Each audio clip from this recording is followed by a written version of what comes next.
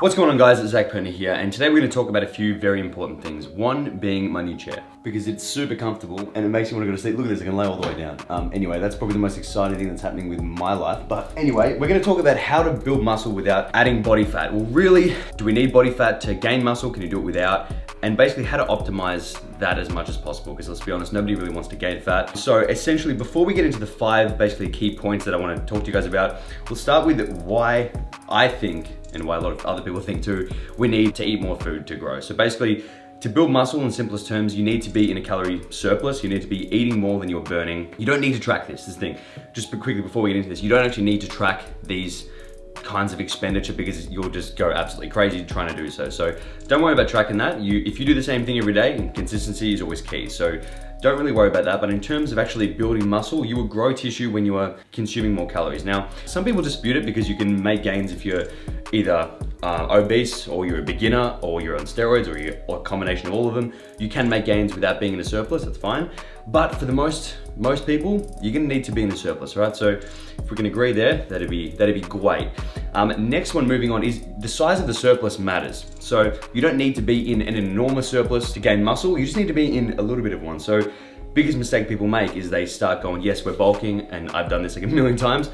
Increase calories, go crazy, they put on a little bit of muscle, then they put on the rest body fat. So maybe they could have achieved the same muscle growth in this much of a surplus, yet they're eating like this because they can't be bothered, and they didn't watch this video because it didn't exist yet. So that's pretty much the crux of it, is why we need a surplus to grow. Now we can actually talk about the five things that you guys can be just aware of at least and doing to make sure that you're building the most muscle and then building the least amount of body fat, or adding the least amount of body fat really. So that is pretty much it. Oh, before I get started as well, I just want to say that this new range from Gymshark 315 collection is sick. If you'll probably see me wearing this today. It is brand new, live on the website, and the link is below as well. So that is it. And let's get into the first, probably the most important piece of advice for today, and that is about nutrition.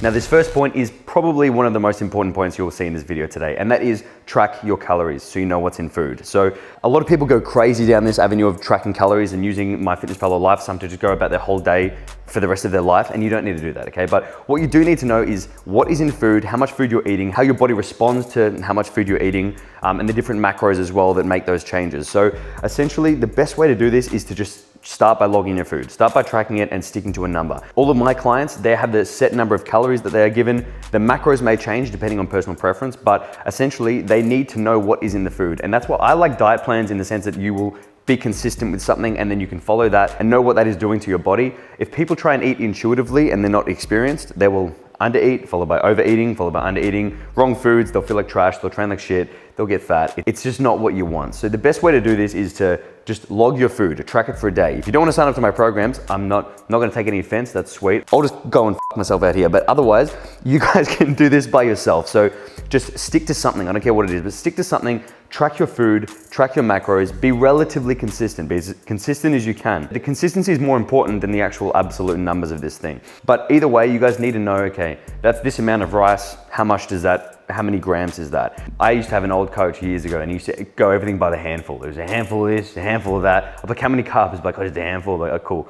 All right, now we're dealing in handfuls, arbitrary measurements, all good. But honestly though, you need to have some kind of relative perspective of what this is. So little banana, how many grams of carbs in this? I'm gonna say 15. Why? Because I've done this so many times that I know what is in food. Now I don't need to track it, right? But before I did, and I would get fat because I would overeat, I'd have gainer shakes, and it was just, I thought more is better. Really, it's not. Like I said in the intro, you wanna be in that just a slight surplus. You want to give your body everything it needs to grow and nothing more, right? Because we don't need that. People, I don't know if people still believe this, but you cannot turn fat into muscle. The only benefit of being fatter in terms of strength is like, you feel like you have more padding, and then being heavier, you'll be able to move a bit more weight, but really, you're not gonna build that much more muscle being fat. If anything, you become more insulin resistant. That is not good for muscle growth, but then again, you don't need to be shredded. So you just need to find that point where you can comfortably eat at a slight surplus. Your weight should be going up very gradually, and then you're thinking, great, I'm moving up in the gym, I'm progressing, I feel good, and then you're not gaining too much body fat. But don't stress, guys, because you will gain some body fat if you want to make the most out of your muscle gain phase. It's just inevitable. If you'll see freaks out there that don't gain body fat, don't compare yourself to anybody you see, because nobody has your genetics, nobody's in your circumstances, they don't train like you, they don't eat like you. You just don't even bother comparing. Just compare yourself to how you were yesterday and then gauge your improvement and what's actually going on with your body. That's why it's such a personal thing here. But that's pretty much number one in a nutshell, is track your food, know what's in it, eat it a slight surplus, and then make sure you're not gaining more than, let's say, a couple hundred grams a week. Upper limit, 500 grams a week. It just depends on your goals. Now, the next most important point is to make sure you're training hard and training well. So this is easier said than done. I filmed a video maybe 2 videos ago on how you should train, so please check that out, guys. I literally put as much of my own experience and knowledge in there as I could, so I'll link that somewhere up here in the cards. But essentially, you want to make sure you're training hard, it's intense, and by intense, it's the effort that your fibers are actually producing. It's the force that they're producing. It's not running around the gym with no rest. So you want to be getting better over time, you want to be progressively overloading, that's what that is. Getting stronger in your main movements, not overcomplicating things too much, but at the same time, we have a direction and purpose when we get into the gym. That direction and goal in the gym is not to just burn calories. We don't want to just burn as many calories as possible. That is what cardio is for. Your workouts should be the one aim of growing as much muscle tissue as possible and producing that. So training is the most important stimulus for growth here. So you need to make sure your training is on point. It's crazy how when you start, you feel like you know things. Like in my first couple years of training, I thought I had everything figured out. I'm still now of the mindset where I'm just trying to learn as much as possible, so keeping an open mind. Using myself as a bit of a guinea pig and trying things, researching. Guys, just don't stop this process. Just keep that up the whole time. Don't stop learning. But at the same time, you don't need to overcomplicate it. Pick your good movements per muscle group. Make sure you're getting better at them over time. Get stronger than them over time. Rest enough so you can actually get better and address the other factors that come with recovery too. So like I said, if you want half an hour on this topic, hit the video above. But pretty much, guys, don't train like shit. If there's one easy way to get fat, it's just bulk and train like a piece of shit. What else would I mean? No, really, this is the joke that I scripted out earlier and I thought, it might work. Did it? Probably not. Really though, mini cuts. Now, what is a mini cut? A mini cut is essentially just a small dieting phase that you'll just place in your larger bulking phase, right? Because it's easy to cut body fat. Cutting body fat is simple, anybody can do it. Building muscle, very hard. So mini cuts, all they're doing is just giving you a little bit of buffer so that your body fat doesn't get out of control, right? It improves insulin sensitivity as well, which is basically the rate at how good your body is at utilizing carbs and insulin. If you are insulin resistant, which happens after a long period of time in a surplus and or with increased carbs, but the surplus is really what does it. That is not great for muscle growth and just health altogether. So mini cuts are good because they'll just basically give you a little reset in terms of your body fat. Make sure you don't get too fluffy. If you get to like 15% body fat and then you're still bulking, you're just gonna look worse, to be honest, and you're gonna feel like you're getting smaller because you get less definition. So what I suggest to people is, okay, let's go bulking phase, let's try and make some improvements, then let's go 4-week mini cut. So in terms of how long these are, it's up to you guys really. Often I like 4 to 6 weeks. That's enough to lose like 2 to 3 kilos. And I tend to go relatively aggressive, but I mean, it's a personal preference thing. So just jump straight into it, decrease calories by like 1,000, let's knock it back, let's lose some body fat, resensitize your body again to foods and training, you'll feel so much better, and then straight back into it. So if you think about in terms of a linear approach, you can't just keep increasing calories all the way, bulk. I did this when I was like 18, 19, and after a while my pumps got worse. I started putting on body fat quicker, and I'm thinking, what is going on here? I just want to build muscle. So what I should have done is going, all right, increase food. After 3 or 4 months, all right, let's go 4 weeks in a dieting phase. That's what I should have done. It would have kept me in check. And then overall, it's like this, but the gradual trend, I'd be going up and progressing a lot better. So mini cuts, use them wisely. And then when you use them is up to you guys. You got to think, okay, how are my pumps? How am I feeling in the gym? Do I want to actually get in the gym again and train? Are my lifts getting better? Are you feeling full and sick on a diet all the time? Are you feeling just shitty about yourself and you just feel like you let yourself go and you kind of bulked too much and gained too much body fat? Just use them wisely to kind of just reset yourself and get in a better position, and then you start again. It's a long game here. We want to be better over time. We don't want to just bulk like crazy from one extreme and then cut to the other extreme. You'll end up losing a little bit more muscle mass than you need to. So ideally, just keep it bulk, little cut, bulk, mini cut. And if you want, you can just chop up a snow pea into little bits. Now the next one is cardio. So some people need cardio, some people don't. Me personally, I definitely need it. So pretty much, it doesn't matter if you want to do your cardio outside and go for a walk. Sometimes I do that, or just on the treadmill, whatever you want to do. It depends on whether or not you're going to continue to do that. So if you can't be bothered going down to the gym and acting like everyone has a home gym. If you can't be bothered to go to the gym and do your cardio, fair enough, just go for a walk outside. Because most people don't burn enough, they don't expend enough energy during the day. It's as simple as that. Most people don't burn enough during the day, so they need to make up for it with cardio. Now, you're probably thinking, like I used to think, well, why don't you just eat less? Because that's a valid point. Why don't you just eat less if you're thinking about burning calories? And you need to fuel your body enough to actually train hard and recover from workouts. So why not increase your expenditure through daily activity and then be able to eat more, then you'll be able to grow more, train harder, and so on. So it kind of depends. If you're gonna go and do cardio and that's gonna interfere with your ability to train hard, don't do the cardio or at least back off. But what you need to know is that doing that extra activity is gonna be beneficial because you'll be able to eat more, as well as cardio actually boosts your insulin sensitivity, which means the way that your body handles food is gonna be so much better, and just illness in general. If you're insulin sensitive, you're pretty much healthier than someone who's insulin resistant in all ways.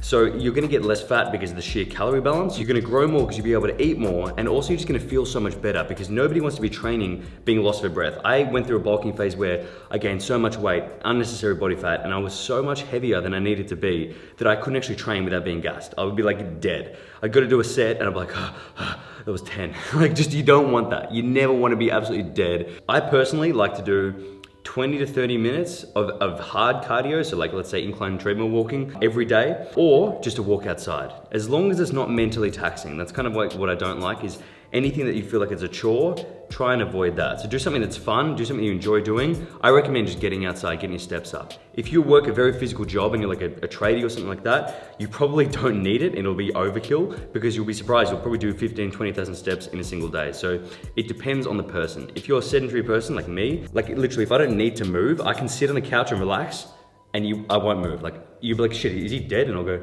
oh no, I'm alive. But I'm conserving, my body just conserves energy like that. You might find you're the same. If you're like, you can happily sit still and not move. Other people, fidgeting all the time, they're moving all the time, they can have to pace around. Those are the people that don't need cardio. But if you're kind of like me and you're naturally have an inclination to just conserve energy, then you probably want to schedule in some cardio. And you know what, I really enjoy it. One last thing on this, in the mornings, if I don't do my cardio in the mornings, I feel so tired. So for me, I just love it. I love the feeling of it. I love how it makes me feel and how I can eat more as well. So many benefits. I don't know why people rag on cardio. It's a great tool to help keep everything in check when you're bulking, especially the body fat. And lastly, I thought I'd touch just quickly on nutrient partitioning, because really people are going to talk about that anyway. So I thought I'll clear up a few rumors and basically give you my opinion on the matter. But basically, if you don't know what that is, nutrient partitioning is basically how you structure and separate your nutrients. Do you mix carbs, protein, and fats all together, or do you have your carbs with your protein and then your protein with your fats as well? Or about the post-workout anabolic window of peace, that you'd have something like Isopept in, shameless plug to HP, but honestly, new product, so I thought I'd give it a quick plug. But essentially my opinion on nutrient partitioning is, it is that tiny percent. So it's not whether it's fact or fiction, because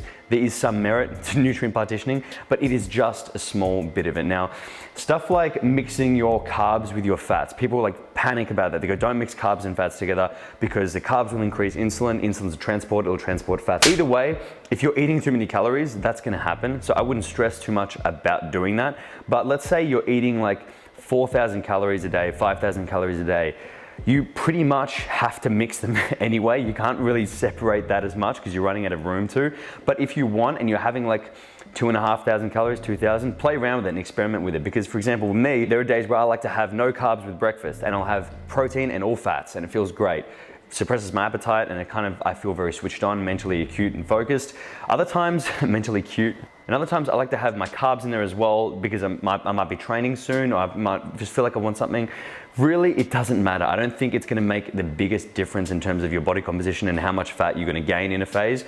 People overcomplicate this like crazy and they think, if I eat pre-workout and post, I'm not gonna turn that to fat. And really, it's not the case. You can, but you should have better nutrient uptake post-workout. It's kind of, there is no crazy anabolic window, but you should be uptaking your nutrients a lot better. So why not put the majority of your carbs pre and post-workout if that's the case? So you don't need to read too much into it, but if there is a little bit of merit to doing that and you're doing everything else right, you're training well, you're eating the right food, you're eating enough and not too much, why wouldn't you do that? Just to hit that check that last box. So for example, a post-workout meal of mine in the past always has been, when I was like on a massive big bulk, was fast digesting proteins, your Isopept with, what was I having? rice flakes, because they were super dense and easy to get down, with honey, and then I'd also have some crumpets with honey as well. Like, my carb intake was massive.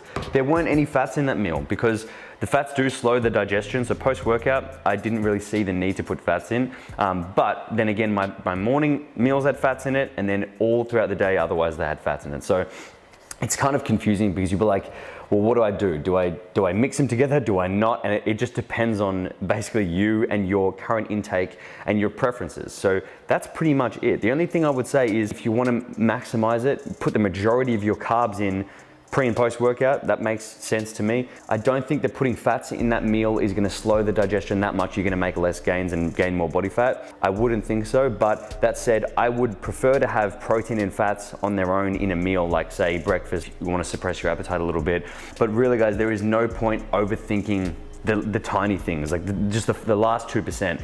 Don't worry about it. A lot of people are overthinking this and going, oh, what about intra-workout carbs? Great, but if you're training like shit and you're not eating enough anyway, what are you even doing? So they're not gonna matter, you know? So that's the same as people who are going crazy over amino acids and getting the best aminos they can, but they're not even hitting their daily protein intake. Then they're pointless.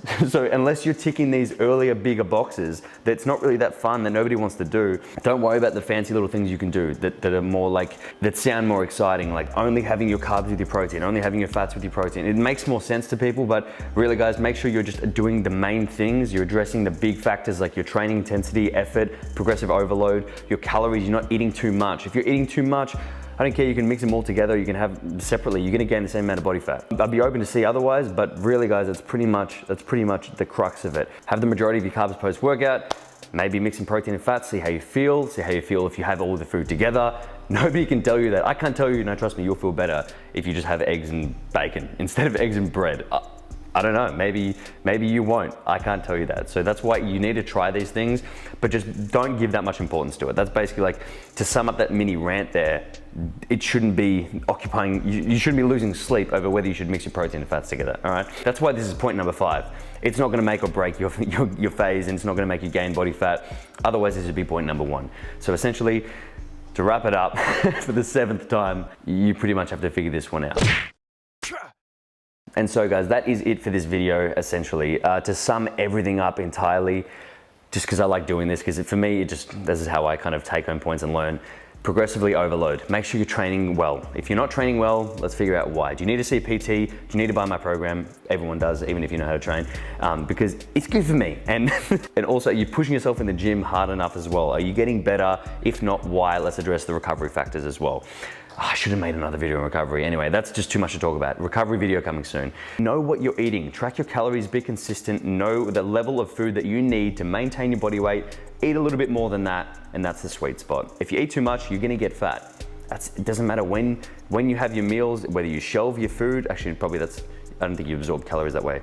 Maybe you could try that. Now, everyone knows that some foods are simple to shove up the ass: puddings, soups, raisins. What we're gonna do today is prepare a Thanksgiving turkey for intro-recto. It doesn't matter, essentially. It doesn't matter what you're doing or what wizardry you're doing. If you're eating too much, you're gonna gain body fat. Let's not eat too much. How do you know? Track your calories. Mini cuts, use them wisely. They will make sure you don't get too fat, and doing so will allow you to actually bulk for a longer period of time without feeling like a sack of shit, and also without looking like an absolute marshmallow every time you put on a shirt. Do cardio. Cardio is a great tool just to be healthy and to move around, and nobody wants to be in the gym feeling like they can't actually keep up with the intensity that they want.